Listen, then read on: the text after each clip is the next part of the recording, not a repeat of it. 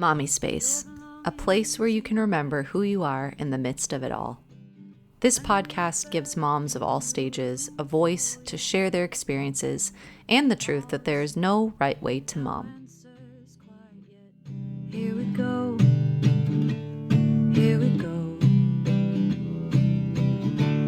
The arms that hold you now bring a fire.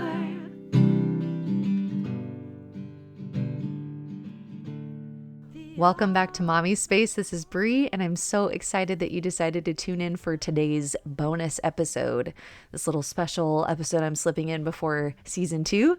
I just couldn't hold it, guys. I'm so excited. I get to share with you my conversation with JJ Heller, Nashville-based independent singer-songwriter, who has just released her 10th full-length album, I Dream of You, Volume 2. And it's basically all of these amazing cover songs that will put you to sleep or put your child to sleep. They're lullabies and all of these really nostalgic, wonderful songs like from the 1950s through today. And yeah, it's amazing. I remember sharing it a while back on Instagram with you guys. Another mama that I interviewed recommended I listen to it. And I'm so happy that I did. And I feel like you will be very excited too. And I'm actually going to add one of her songs from this specific album to the end of this episode. So don't skip ahead, but you're going to want to stay tuned to the very end so you don't miss out on that. Anyways, yeah, I'm just really excited for this. This was a super inspiring conversation for my own life and own heart. I needed this so badly, and it was just so sweet. So I hope you enjoyed as much as I did. Here we go. Bonus episode, JJ Heller. Here we go. Welcome back to Mommy Space. This is Bree, and today I am so thrilled to be talking to the one and only JJ Heller. JJ, welcome to the show. Thank you. Why you make me feel so special? Well, I'm really thrilled and excited to talk to you. This is a really special thing for me, being a new mama and also musician. So I'm very excited to pick your brain on your journey as a mama and a singer-songwriter. So yeah, I'd heard of you before and your music before, but amazingly, I hadn't heard of your latest couple albums that are more focused around like lullabies. And one of the women that I interviewed on this podcast said, you have to check out these albums if you like music, like this will be so good for you. And I started diving in and I'm hooked. Like we listen to your albums like almost every day. And it's just been such a sweet thing to have for just connection between me and my little girl. So I'm just so thrilled and so grateful for what you've put out there. And it's just so sweet to get to talk to you. Okay, so before we kind of dive in, why don't you just tell us a little bit about yourself and your family, where you're located, and a little bit about what daily life looks like for you. Sure. Well, I live in Franklin, Tennessee, just south of Nashville, but I grew up in California, actually, in San Jose, so the kind of the San Francisco Bay Area.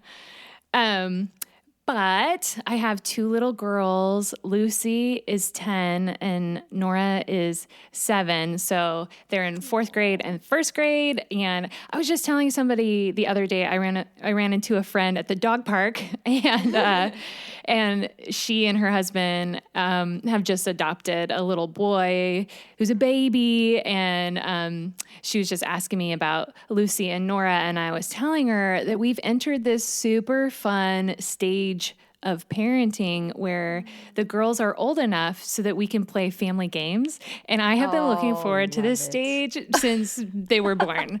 That's awesome. So yeah, we're loving it. So we were just playing a game the other night. It's this new game that somebody just told us about. It's called Chick-a-Pig. That sounds amazing. Yeah, it's like kind of like checkers, kind of like chess, but it's easy enough for all of us to play, and it's super fun. Oh my gosh. Had you been did you and your family play a lot of games growing up? That's so funny. I haven't heard that specifically, that you of a mom being excited specifically for board games or whatever. I think We did. My family. I never really thought about it before, but yeah. Those are some of my favorite family memories. Playing Uno or Skippo or Rummy Cube. Love it. But I think I've been looking forward to this stage because I've recently come to the conclusion, and this could totally be a misconception, but I have this theory that every parent kind of has their sweet spot in their in their children's development, where some parents, they just love that newborn phase where their children are like super snuggly, and it's like all like it's very physical.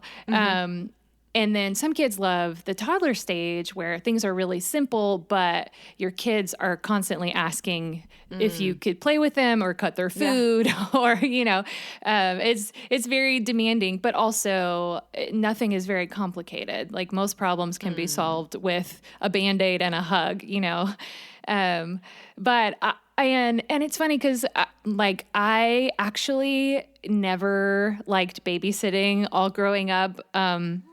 And my parents, like neither one of them were very like baby people. So I didn't even hold a baby until probably my mid-20s. I mean, it was that kind of dramatic. And so I was kind of nervous about, I mean, I always wanted to have kids, but I was a little bit nervous about having my own, just not really being super familiar with babies and what they do and how to take care of them. But when I had my own kids, it's this totally different experience, where, I mean, I like kids, but I love my children. But I mean, even with them, it was more difficult, I think, going through the baby phase and the toddler phase. And I feel like we're just now coming into I mean, it's hard to say, but I think this might be my favorite stage so far, where I just like, they're old enough to have conversations about life, but they're not old enough yet to be embarrassed by me in public. So it's been really sweet. And then family games are kind of the bonus on top of all that. Okay, got it. That helps. That's awesome. Oh, how beautiful. Okay, well, I'd love to kind of start out asking each mama, like, what is the story of your journey into motherhood? Were you trying to have kids? Was it hard to get pregnant? Just kind of some of those details. And I just love to start out with that piece. So why don't you take it away? Sure. So my husband, Dave, and I got married in 2003. We met in college and were good friends for a couple of years, and then started dating, and then got engaged, and then got married 2 weeks after I graduated from college, and decided, there was so much transition all at once because I graduated from college, then got married, and then moved to a new state. We moved to Arizona where my husband grew up, and decided to try to pursue music as a career. So it was all of these like major life changes all at one time. And so we were just we were going to give music a shot for a year and then reevaluate at the end of the year. And so like babies were not even on the radar at that point. It was the kind of thing where like I would be relieved every month that I found out that I was not pregnant, because I was just not ready. And life kind of moved forward year after year, and I still like what we both really kind of weren't ready, and we were still young, and so just felt like we had a little bit of time to make our own timeline, and so we were married for about 4.5 years and decided that it was time to start trying for a baby. And it was such an interesting mental shift because up until that point, it was always a relief when I found out that I wasn't pregnant. And all of a sudden it was like, oh, I wonder how difficult this is going to be. I wonder if I can get pregnant. And then, you know, and I am just a classic worrier and have had a history with anxiety. And so I always my default is the worst case scenario.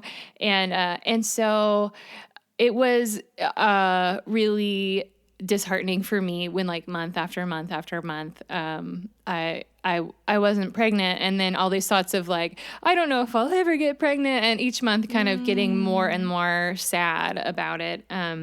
But it's so interesting because looking back, I think we only tried for about 6 months. And then we found out that we were pregnant. But when you're in the middle of it, you don't know what the end of the story is going to be.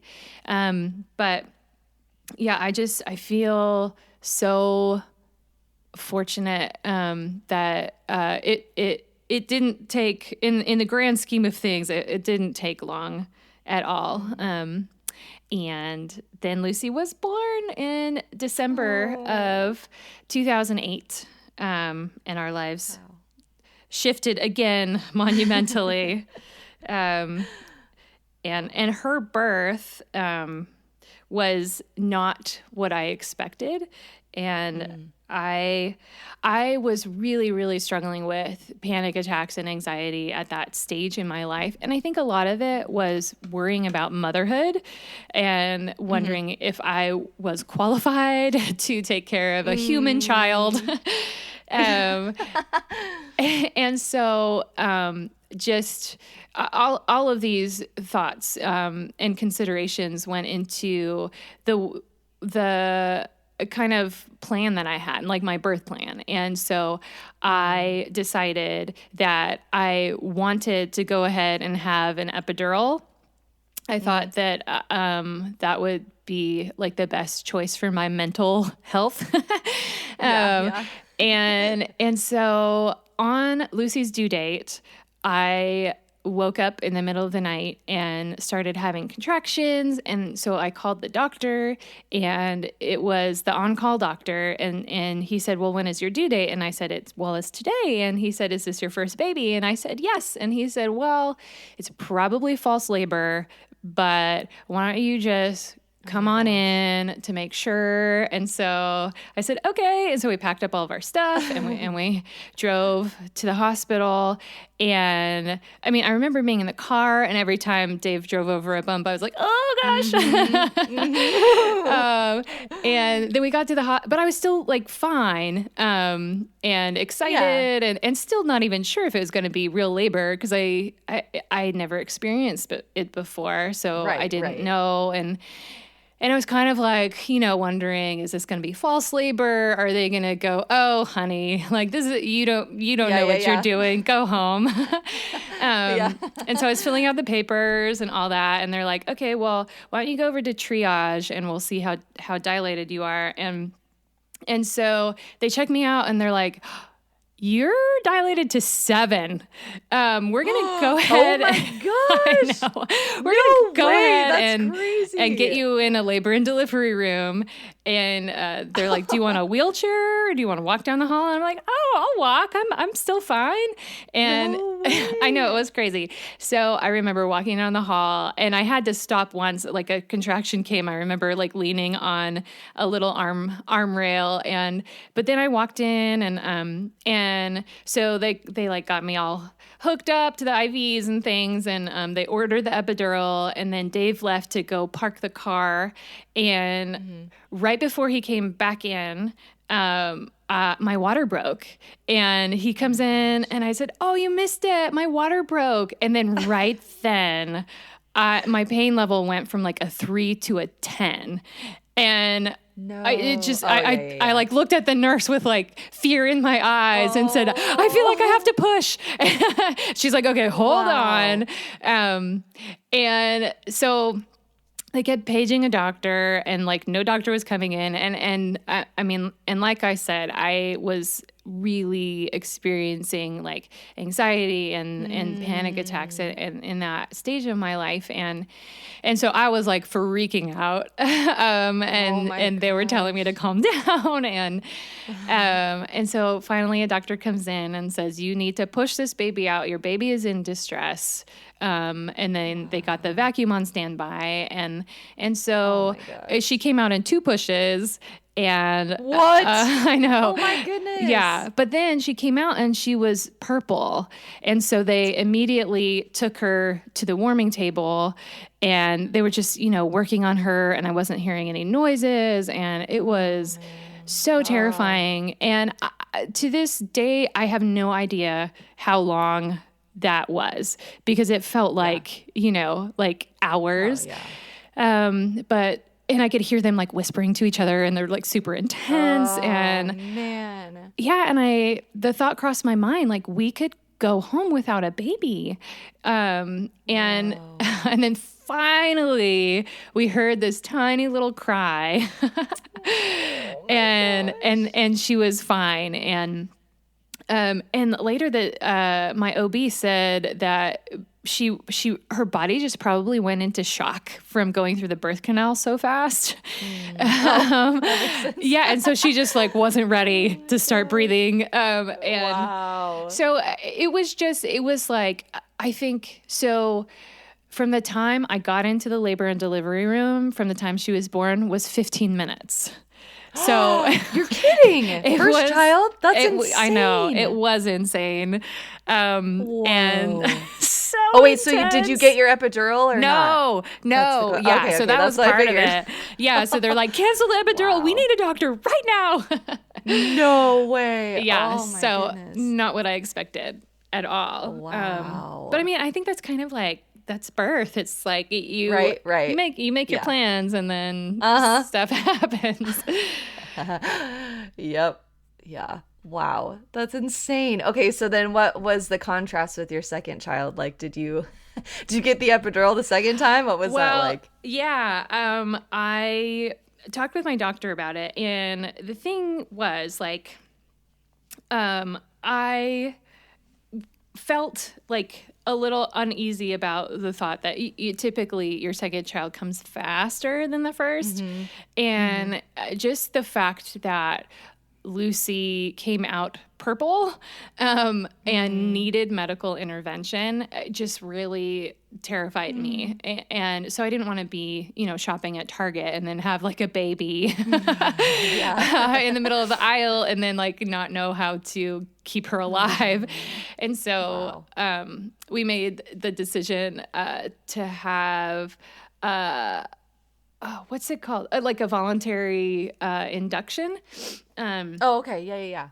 And so we scheduled it like 2 days before her due date, and they called me in at midnight and gave me that epidural, and I just didn't really feel anything. Yeah. I mean, it was such a contrast. It was like, I think we got there at midnight. She was born at 8 in the morning, and everybody's bodies handles things differently. And mine just responded really well to the epidural, and it didn't slow down the birthing process. And that's awesome. And I they had to tell me when to push, because they kept checking, and they're like, we can see the top of the baby's head, so we're gonna call the doctor in here, and your next big contraction, you need to push. And again, it was like 3 pushes, and she was out. But instead of the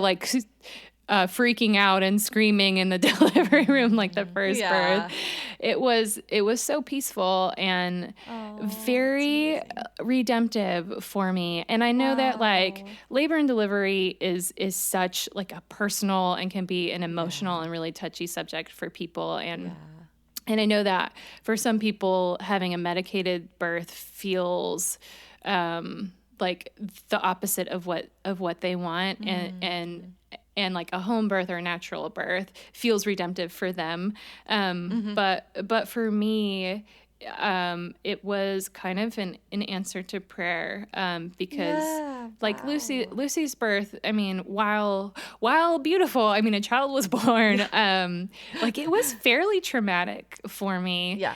And I was just praying that Nora's birth would be peaceful, and it totally was. It was like smiling and laughing in the delivery room, and Dave got to cut the umbilical cord, which wasn't an option with Lucy because they just immediately took her away. So yeah, I mean, two totally opposite experiences, and it's funny because like the girls themselves are totally opposite. So, and Lucy, our first, definitely has a flair for the dramatic, so it's very fitting that hers was the birth that Interesting. yeah, the epic one. I wondered. That's so great. Wow, cool. Okay, thank you for diving in there. Well, I also love to like ask the mamas I chat with, like, the reason I started this podcast even was because I knew, like, for myself, I would need an outlet, aside from just being a mama, even though that was such an exciting thing to think about, to make sure that I wouldn't lose myself in fully, like, just being a mama. So one of the things that I really love to talk about is asking mamas, like, what are some of the things that bring you life and joy and like some of the passions in your life, and have you found that being a mom fuels those things rather than taking from them? And yeah, I'd love to hear from you some of the things that bring you life and joy, and how you have felt, whether they have taken from being a mom, has either taken or fueled those things for you. Kind of both. I love writing, and whether it's just kind of sitting down and writing like poetry or songwriting, which is my job. And when my first baby was born, it was really frustrating because before she came along, I had the freedom to write when I felt inspired, and just sit down with, my guitar and my pen and paper. And even if it was 11 o'clock at night, I could just sit and ride the wave of that creativity. But once she was born, like, sleep is so important. And so I had to learn to schedule time, which feels so kind of unromantic. Yes. But it's just kind of the nature of what you have to do. And I think no matter what that outlet is for a mom, you kind of just have to take the time as it comes, because you never know when that window of opportunity is going to present itself. So so at first it was really frustrating, and then my second daughter was born, and then it was like even harder to juggle things. I mean, because in a lot of ways, creativity and self-expression comes from the overflow of energy. At least it's kind of been that in my own experience. And when you're a new mom, or when you have littles at home, there's not a lot of leftover energy to go around. And so it's kind of this dance of discipline, and also giving yourself grace, and knowing when being creative, like if it feels like a burden, then to not do it. But if it feels like it's going to feed your soul, then it's time to make space for that. But I mean, sometimes it's hard to figure out like what it, like in practical ways, what that actually looks like. But for me, instead of kind of fighting against it and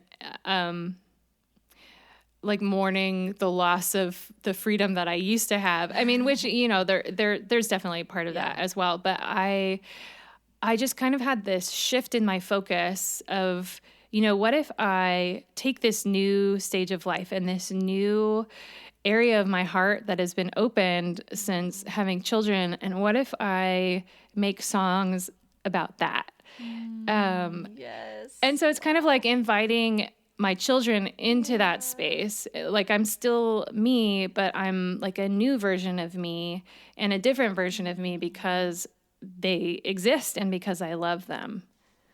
Yeah. Wow. Oh, that is so good and so inspiring. But I really loved what you said, even about making intentional time for those things that like bring you life. But the other part of it is like being gracious to yourself, because I think for myself I can get in this place of like, well, I got to stick to this schedule because I know it's not going to come. Like I have to make sure like I get this time in, but knowing like, hey, if it's not feeding you, if you don't feel like joy when you're like pursuing it or pushing into it, it's okay to like let it go and move on, or switch to something else, or switch modes. So I Yeah. love that perspective and think that's really important. Totally. I mean, and to just keep in mind that if you have small children at home, that life is not always going to look like it does right now. And so it is important to allow grace for yourself and to be as present as possible in the moment. Knowing that, in like 5 or 10 or 15 years, you're going to have all the time you want to do the things that you want to do. So I'm good at seeing things from every perspective, which is great for songwriting, but it's also a weakness, because I can tend to be a people pleaser and try to figure out, okay, well, who do you want me to be, and what do you want me to be? But it's difficult for me to sometimes like take a self-assessment and say, okay, well, what do I need in this moment? And realizing that if I am able to somehow meet those needs, then I can be a better mom and a better wife, like for my family. But it's all about balance and Yeah. and like God is so gracious too. And I think Yes. that as moms, we put so much pressure on ourselves.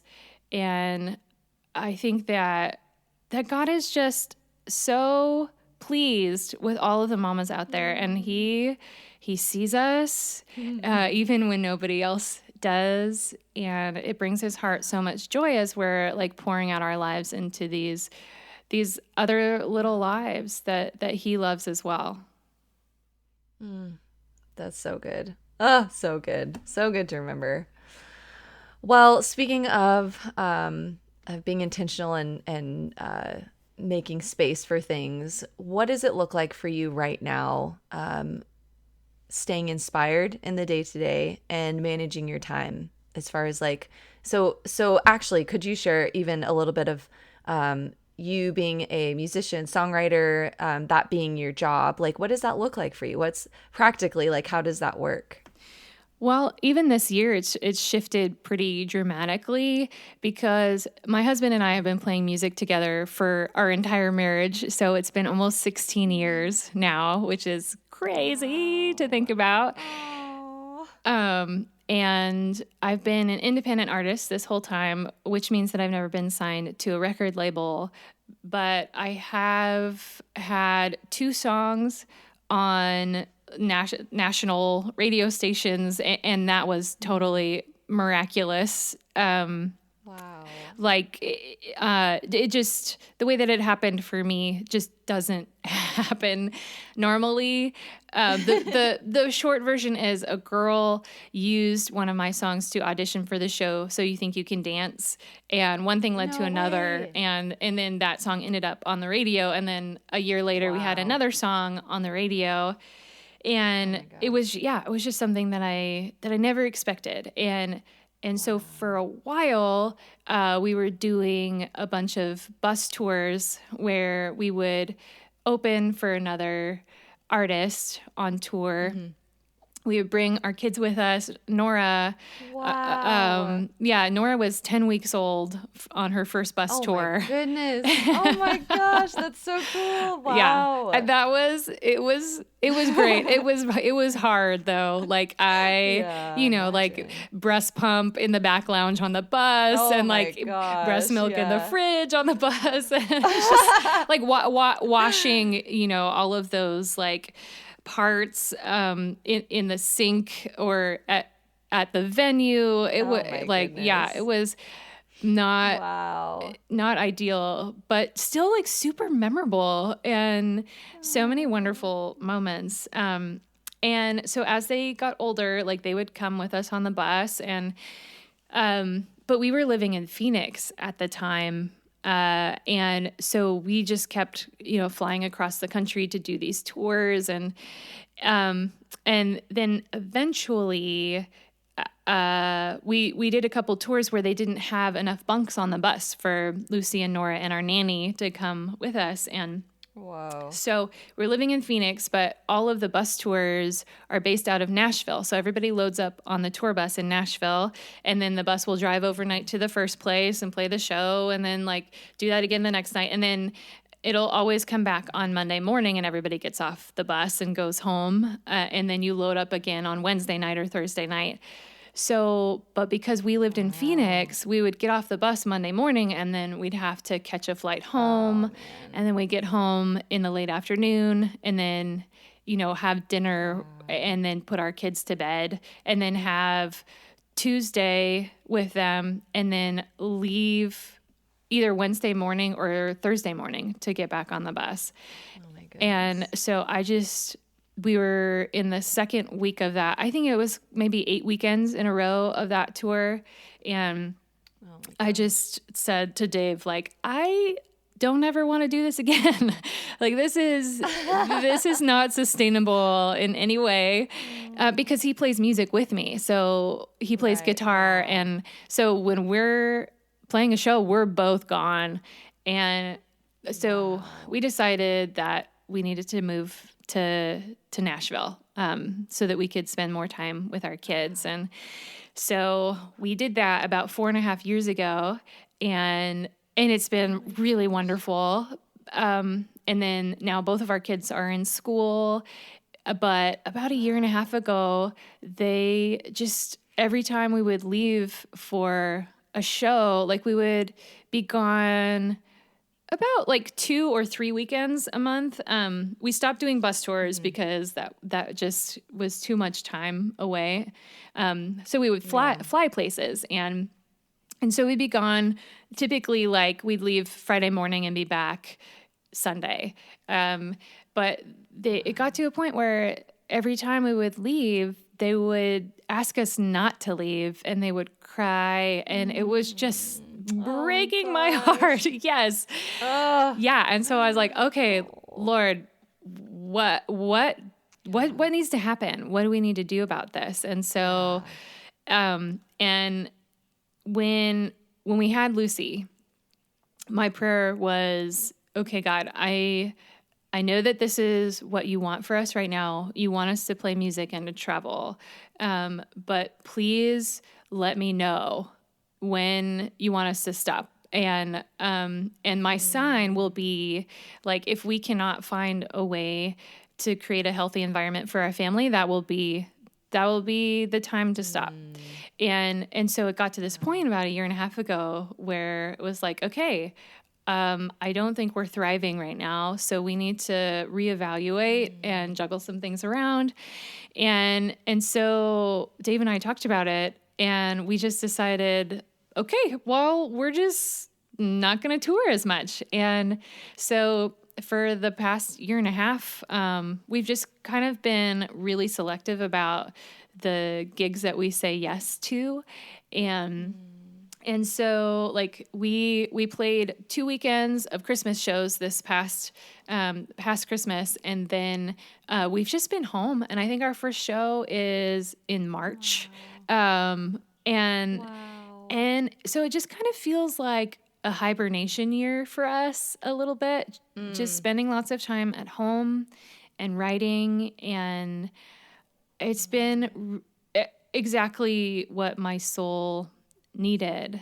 And I think as my girls are getting older, we're just having really important conversations. And I realized that I wanted to be the one to have those conversations with them. And I didn't want to just leave it up to our nanny to handle all of that.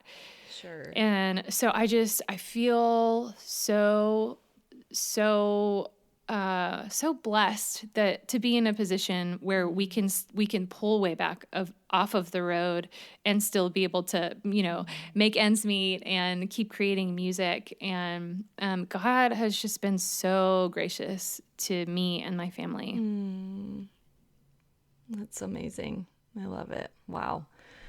Well, something kind of came to mind. One of the questions I like to ask you is, have you experienced mom guilt? And if so, how do you overcome it? I'd never heard this phrase, mom guilt, obviously, until I got pregnant. I kept like hearing this thing, and I'm like, well, like, what does that mean? What does that look like? And then as soon as I pushed my baby out, I was like, oh, this is like, in a lot of ways feels like an attack, right? Like this like strange thing I'd never felt before. But I wonder, like, have you experienced this? And is there specific things that you do to tend to that maybe those lies or those things that you struggle with in the midst of your motherhood journey? Oh my goodness, yes. I think especially because my life doesn't look normal in a lot of ways, and just the fact that my husband and I leave our house together and leave our children at home, there's been plenty of times where I've felt that mom guilt. And it's funny because every once in a while, I'll be playing a show, and we always talk about our daughters during the show, and we'll show photos and we'll tell stories. And and every once in a while, somebody will come up to me after the show and say, like, wow, thank you for just leaving your kids at home. I could never do that. Oh my gosh, Like, you serious? oh, okay, you're welcome. Wow, that's a little underhanded. Yeah. Yeah, I mean, So I think what they're trying to say is like, we see your sacrifice and we're thankful, but sometimes the phrasing of it is like, oh gosh, that hurts. Oh man. But Whoa.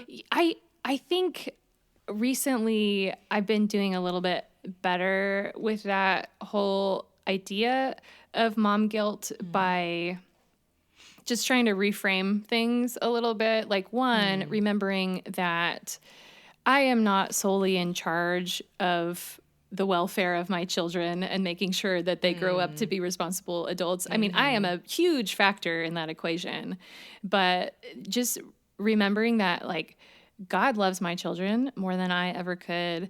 And God has placed my children not just in my family, but in this community that we've built around us. And so it is our collective responsibility to meet the needs of my children. And so to just take that burden off of my shoulders is really helpful. And also, like, I refer to myself as a recovering perfectionist because it's something that I'm working on and that God is working on in my heart. But I heard something several years ago that was so helpful for me, and it was saying that, not only is it okay to make mistakes when you're parenting your children, but it's important to make mistakes and to let your kids see your mistakes and then to come to them and apologize for that and just confess and say, you know what, I am so sorry. I made a bad choice, and this is why I need Jesus, and we all need Jesus because we all fail over and over. And it's the idea that, I think kids can subconsciously turn their parents into Jesus, into their savior. Like, you are perfect. You are the one who will save me. And it's important that parents, that children have that sense of safety and protection around their parents, but Sure.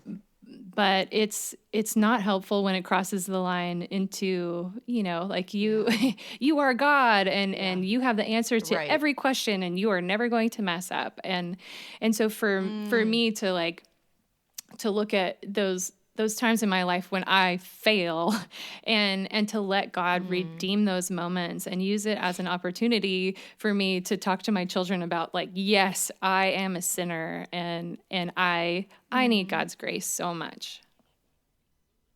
That's so good. Oh, I love that. I'm in the like 18-month stage with my daughter, and she is very strong-willed and can lean towards the dramatic as well. I don't know where she gets it, but anyways, I'm like, okay, like, Jesus, please, like, I need something. I need something to, like, just be an encouragement or whatever. So I picked up this book from the library and I'm reading through it. And one of the things that, like, struck me, I think that kind of, like, ties into this is, like, making sure that, like, your identity doesn't get wrapped up in them, or vice versa. Essentially, like, that savior complex, because that can be damaging long term. And so it was really good, because I think, I think I even said something on Instagram last night, like on my stories. I was like, oh, I just feel like I'm failing her. Like, I feel like it's something I'm doing, right? And it's like, actually, like, there's probably part of it that's me, but this is a normal thing. This is a normal stage. Like, it's going to be okay. And my identity can't be wrapped up in her actions and her responses to things. Otherwise, I'll just crumble. So I think that's just such a sweet reminder, even bringing it to the Lord, like, oh, I don't want to be her savior. I can't be her savior, and I can't expect myself to be her savior either. So yeah, I really love that perspective. I haven't heard it put that way before, and I really appreciate that. Thank you. Yeah, So good. totally. And just the idea that, parenting is so humbling. You have this idea in your mind how your kids are going to behave when you have kids, and how they're never going to melt down in the middle of Target. Yeah. But Not my kid. I know. But I heard something else a while ago that was really helpful for me. I mean, because I have people-pleasing tendencies, and I just want, my ideal is to have my children act perfectly all the time and to have good manners. And, because it reflects on me. Like, if I'm honest, it's like, I want my children to behave well in public because that makes me look good. Yep, but, totally. Yes. But I heard somebody say that, like, you can't parent for an audience. And I was like, oh my gosh, that is so true. Yeah, I mean, because there's so many times when they're acting weird, or like, if it's reflecting poorly on me and I know people are watching, sometimes that changes the way that I parent. Whereas, like, I would act differently if it was only us. So I really need to kind of keep that's good. my heart in check in those public moments. Oh, yes. That is super good conviction for me too. Wow, that's so good. Okay, I have a couple more questions before we kind of wrap it up. One being, what are some things that you do to take care of your heart? So I guess I like to bundle this into the self-care area. I know, like, as soon as I became a mama, I'm like, oh my goodness, like, how do I even, like, take time for myself when this baby, like, needs to, like, have me for its, basic survival, whatever. So what are some things, I like asking mamas, like, what are some things that you do to make sure that you're tending to your heart and taking care of yourself? Yeah, totally. So there's an app that I love. It's called Pray As You Go. And it's a free app. And it's about 15 minutes long. And they have a different prayer every day. I mean, it's like they play music at the beginning, and then they read through a scripture, and then they ask you a question to kind of contemplate, and then they read the scripture again, and then they say like, ask God, and then fill in the blank. Yeah. And they all have like British accents. Oh, yes. So it's just, there's something so soothing about it. And I love using that in the morning. When if I get up early, that's kind of in the rotation of some of the stuff that I like to do to kind of quiet my heart. And then something else that I've just realized recently is I really love having a novel to read, just like a fictional, fun story that interests me. And I'll just read, for 10 or 15 minutes before bed every night. And reading makes me sleepy. And so, it kind of helps me fall asleep at night. And I'll like shuffle in more philosophical books in there too. Yeah. But I think sometimes I just need something light and something that's just enjoyable. And so those are a couple of things that I like to do. And like more like specifically for me, I just joined a writer's group. And it's kind of like a workshop, and I did it last year, and it's 6 weeks long, and it meets once a week and for 2 hours, and it's just so good for my soul. And I know, like that that's not going to be good for everybody's soul, but it's just because I write for my job. It's so wonderful to go somewhere and to have a space where the rule is you can't say anything critical about somebody else's work.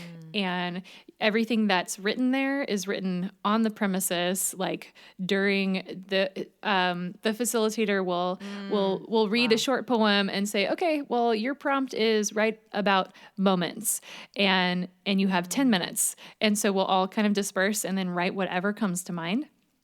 And then we'll go around the room and then we'll read what we wrote, or we can pass if we don't want to read.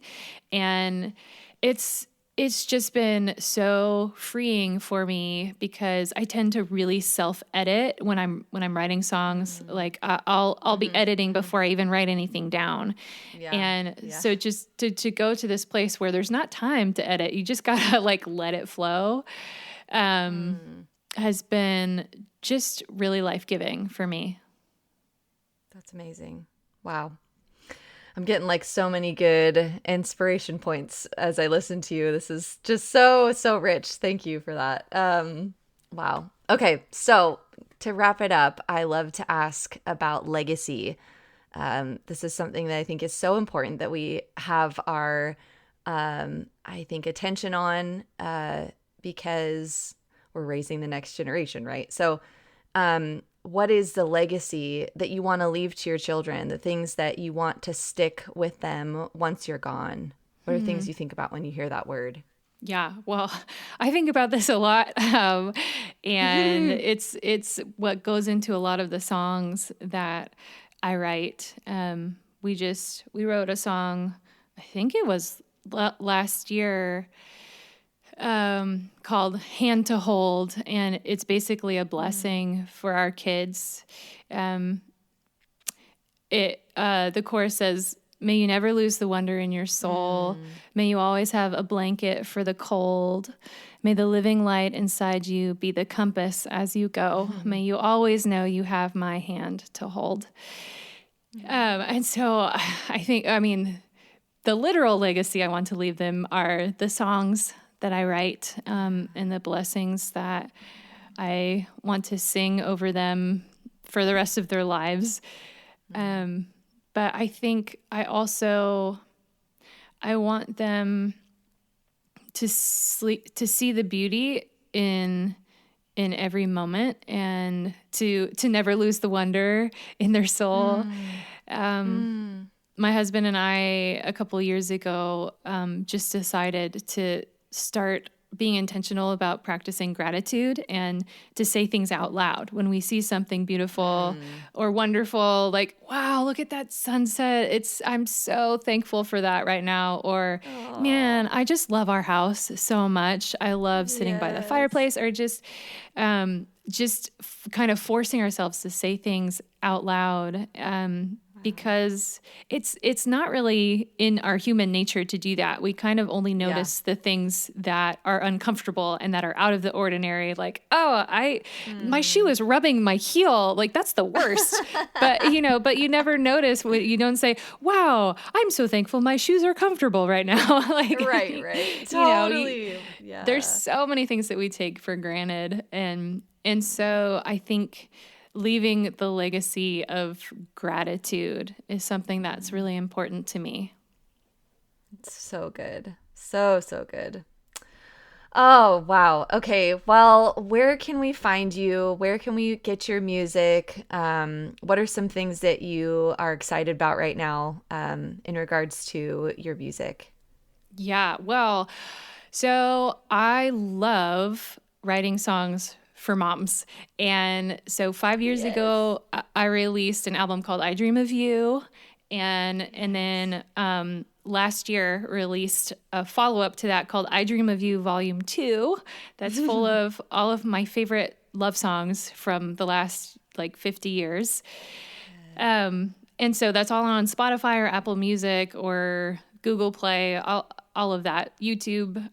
So if you just search for JJ Heller, you will find all of my music. Yay. And then I'm on Instagram and Facebook and all the places. Awesome. Okay, we'll have all the links available in the show notes for people if they want to check you out. And I will be definitely posting about your stuff as well, because it's the best. JJ, seriously, thank you so much. This has been such a pleasure to talk with you. Well, thank you so much for having me. Thank you so much for listening. I hope you enjoyed today's interview.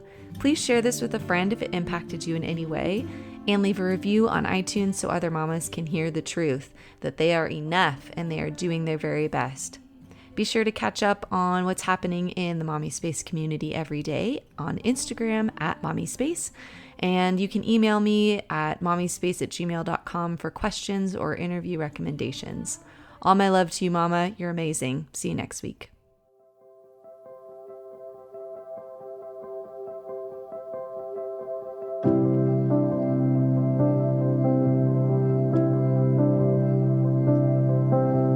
Trees are made for climbing, days are made for sun, puddles are for jumping, fields are made to run, stars are made for counting, and for wishes coming true.